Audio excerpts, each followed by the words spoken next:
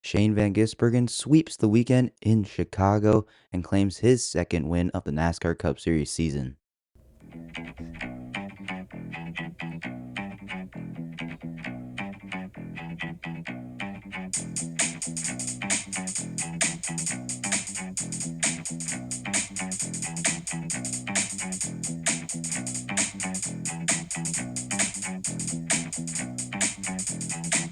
How's it going, everybody? Welcome back to Talking NASCAR. I'm your host, Andrew. Just got done watching the Chicago Street Race, the Grant Part 165. So, a very good race, the third Chicago Street Race. They've been putting this on since 2023. And overall, the racing did not disappoint. There was a good amount of carnage, a lot of passing, and Shane Van Gisbergan ended up getting his second Chicago Street Race win. And SVG won the inaugural Chicago Street Race back in 2023 in his first NASCAR Cup Series start in the Project 91 car for Trackhouse Racing, and now he did it in the number 88 full-time Trackhouse Chevrolet. So congratulations to Shane Van Gisbergan and that Trackhouse team, getting 3 wins in total for Trackhouse this season. I said it yesterday in my grading every single driver's first half performance, and we all thought Shane Van Gisbergen would be good on the road courses, probably notch a win here, and I was not expecting this. I was not expecting him to get 2 wins on 2 different road courses, 2 kind of completely different tracks. You have Mexico City, which is truly a road course, kind of a more, yeah, I guess, interior kind of built into a specific circuit. And then you have the Chicago Street Race, which is literally like built from the ground up, and you have a bunch of retaining walls, super narrow. So I was not expecting that, but Shane Van Gisbergen played the strategy right. The rain thankfully held off, and overall, it was a really, really good race to see from Chicago. However, the finish of this race is under a little bit of scrutiny, in my opinion, due to the caution coming out on the final lap because of Cody Ware being stuck in the tire barrier, which you really hate to see. He crashed in the tire barrier in turn 6 near 18th, and Shane Van Gisbergen did have a little bit of a lead over Ty Gibbs and Tyler Reddick, but NASCAR overall, the officiating today was a little subpar, in my opinion. We had the Josh Berry caution on lap 29, where Josh Berry was spun by Eric Jones in turn 7, and it took for a while for NASCAR to bring out the caution, and that ended up allowing some teams to come down pit road and end up making their pit stop, and it allowed them to jump the field. And NASCAR was a little slow with the caution button because that's a narrow spot, turn 7 over to turn 8. And with Josh Berry there, it's kind of a blind spot. And I just thought overall NASCAR's officiating was not very good. And then Cody Ware, when he got stuck in the wall, Shane Van Gisbergen hadn't yet taken the white flag. He was just about to see it, and NASCAR thought, oh, maybe Cody Ware can get out. But Cody Ware ended up not getting out of the tire barrier, and the race ended under caution. So I wish maybe the officiating of NASCAR was a little bit better.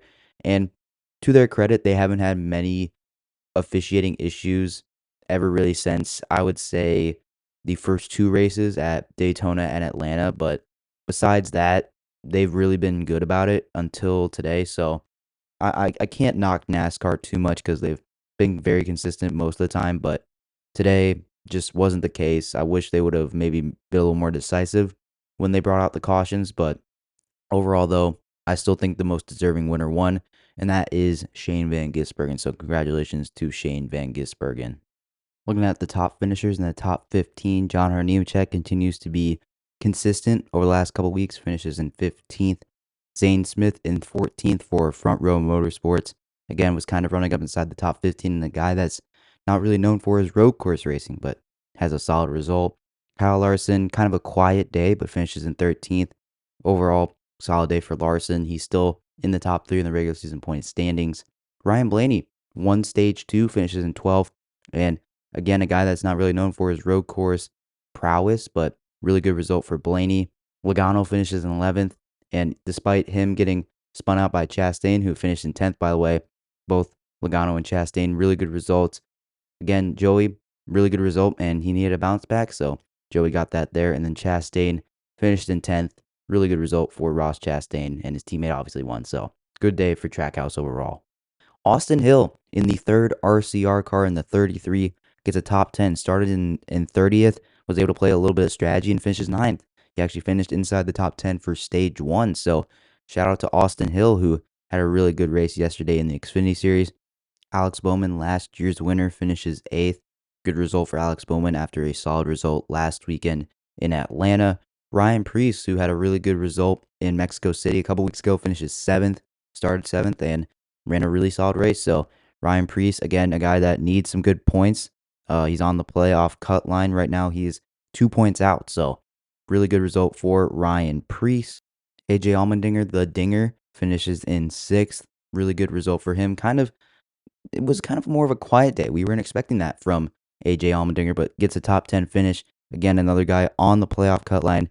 Still, realistically, he does need to win his way in, but Sonoma is next week, so maybe AJ Allmendinger can come through there. How about Kyle Busch in the A car for Richard Childress Racing? Gets his second top 5 of the season. Again, a much needed points day. Again, a guy that's on the playoff bubble. Right now, he's 19th in points, 46 points back. Again, another guy that probably realistically needs to win his way in at this point, but after maybe 2 more good races, maybe Kyle Busch can find a way to point his way in. You never know. But Kyle Busch, top 5 result, really good day for the RCR driver. Denny Hamlin in the top 4 on a road course. Wow. Really good result for Denny. Started in last after having an engine issue in practice. Didn't really make a lap in practice. Didn't qualify either. Good result for Denny, and a guy that bounces back after a rough weekend at Atlanta last week. And then Tyler Reddick, 2311 Racing, really good speed. We finally saw the top 5 speed that we haven't seen in a little while on a road course. So really good result for Tyler Reddick. How about Ty Gibbs? Finishes second. Man, he is starting to heat up. Really close to getting his first win of his NASCAR Cup Series career. Finishes second to, of course, Shane Van Gisbergan's. So, excuse me, guys. Sorry, had a little bit of a hiccup there. But Shane Van Gisbergan starts on the pole, finishes in first. So, a really good race for Shane Van Gisbergan. And a lot of good days for a lot of guys that did need good days. So, really cool to see that there. Got to shout out a couple names outside of the top 15. Chase Elliott finishes 16th. Again, a guy who is very consistent. Got his first win at Atlanta last week. Really didn't have the race winning speed we saw maybe back in 2023 or at COTA, but ran inside the top 10 for a good portion of the day. Finishes just outside the top 15. How about Riley Herbst in 17th? Had a bunch of damage after that first incident on lap 3, which he just kind of got piled into. Carson Hocevar slammed the outside wall, ended up coming back up across the track and collected so many more cars out of the race. But Riley Herbst, one of the few cars to escape that wreck and kind of able to continue. So he finishes 17th.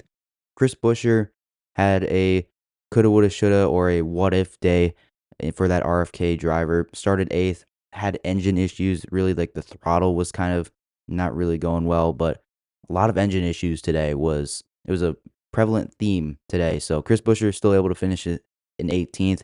How about Catherine Legg in the Live Fast Motorsports number 78?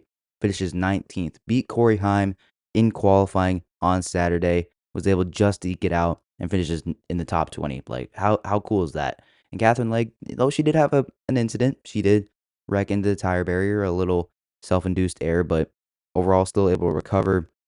Josh Bilicki in the Garage 66 Ford finishes in 21st, so good result for him. A couple JGR cars, Chase Briscoe and Christopher Bell, finishes in 23rd and 24th.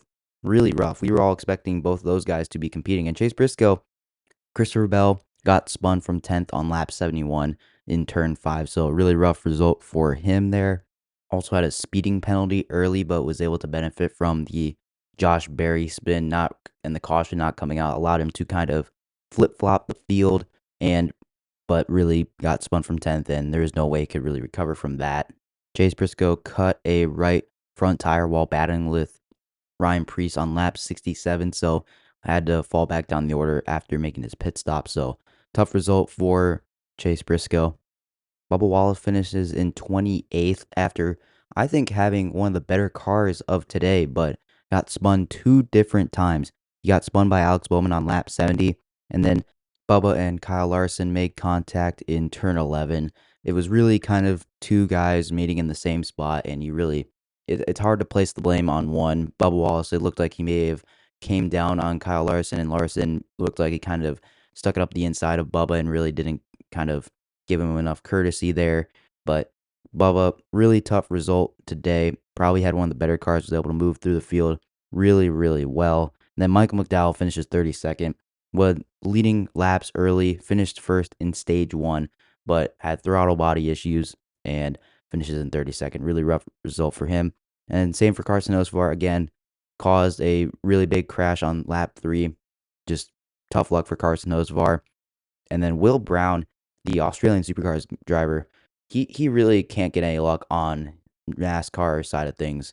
At Sonoma last year, couldn't really get anything going, got wrecked out, had mechanical issues. And then this year gets involved in a wreck. So tough result for Will Brown. And the William Byron, man, just really tough result for him. Had a really good practice going, but then last lap hits the wall, has to start in from the back of the grid. And then on lap 3 as well, has throttle issues as well, engine issues, I should say. And he's done. He finishes in 40th. So really tough result for William Byron. He still holds on to the regular season point standings lead over Chase Elliott by 13 and 19 over Kyle Larson, but that gap has shrunken for William Byron. So we'll see what happens heading into Sonoma next week. And Byron, he's been pretty good there historically, so we'll see how William Byron can bounce back from this week's tough result at Chicago. Real quick, want to take a look at the playoff grid here. Tyler Reddick in 13th is 143 points above the cut line. So he looks safe for now, but he does need to consistently get finishes and get some solid points if he wants to keep that comfortable gap. Alex Bowman in 14th, 39 points above the cut line. So he again needs to have some more solid finishes, but finishes like today and 8th place, I think that gets the job done. And if he can do that consistently over the next couple weeks, I think we'll see Alex Bowman in the playoffs as well. Chris Buescher, kind of same thing, but I would like to see more consistent results. And he was on a hot streak before this. So we'll see if he can continue and get that fire rekindled from these last couple of weeks. He's still 35 points above the cut line. And then Bubba Wallace, after taking a brutal race today, finishes in 28th, is only 2 points above the cut line. And Ryan Preece, who's in 17th. So Bubba really needs a good race at Sonoma. Hasn't been good in there historically, neither has Ryan Preece, but we'll see who comes out on either side of the playoff grid. And don't forget about Allmendinger and Busch in 18th and 19th. Allmendinger's out by 43, Busch is out by 46. Eric Jones is out by 50 points. Ty Gibbs is up to 21st in points now, so he's only 66 points back. So Ty Gibbs has been really, really good as of late. So keep an eye out for Ty Gibbs. Nemechek is out by 68. Hosvar is now out by 75. Oof. And then McDowell is out by 77. And then you got a couple other guys. 25th on back really needs to win their way into the playoffs. So, and Daytona's coming up, a couple other wacky tracks. And again, Austin Dillon's there. He won Richmond last year. So, yeah, you never know what may happen in these next couple races. But there you go. The playoff grid, the playoff standings, and all the top finishers there. Now it's time for me to rate today's race. I do this every single week after every single NASCAR Cup Series race. I rate each race on a scale of 1% to 100%, kind of like a school grade you get on a test or something. So let's get into it. Overall, the most deserving winner got the win.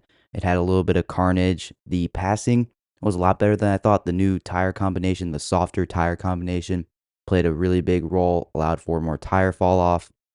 Overall, thought it was a pretty good racing there. The amount of engine issues was kind of surprising though, so I didn't love that part of it, but still I thought the most deserving finishers finished inside the top 15, and again, the carnage was there, and I think this was a pretty solid race overall. Nothing really wowed me overall. It's the third year of the Chicago Street Race, so I'm going to give this race a 70%. I know that may seem a little bit low compared to the last couple weeks, but it's a road course with the next gen package, but it was one of the better ones, I will admit. And overall, it was a good race. It wasn't the craziest race ever, so I'm going to have to go with 70% there. Let me know in the comments what you would have given this race. Just want to touch on TNT's second race in their NASCAR coverage. overall, the broadcasting really, really good. A lot of chemistry between Adam Alexander, Steve Letarte, and Dale Earnhardt Jr. You had Alan Cavana still on pit road with Danielle Trotta, Marty Snyder there. They all did a fantastic job. I will say, though, the sound mixing is mixed. Pun pretty much intended there on that one, but I thought the mixing was decent. It's still better than Fox's sound mixing. I'll give him that, but it's not the best. It's not as good as NBC's, and it sounds kind of almost a little muffled and kind of compressed, a little bit, especially on the onboard cameras compared to I think NBC again. NBC I think overall is the best audio in NASCAR. Prime though was pretty good. Prime definitely had some really good sound mixing.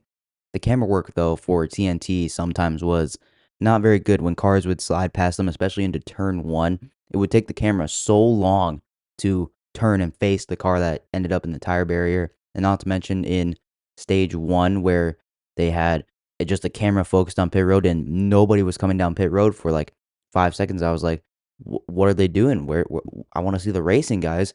And there wasn't very many split screen action, which I wish there was a little bit more of that. And full screen commercials, we all got used to that with Prime. But overall, though, I thought TNT, the broadcasting is good. The sound mixing, it's mixed, pun intended again.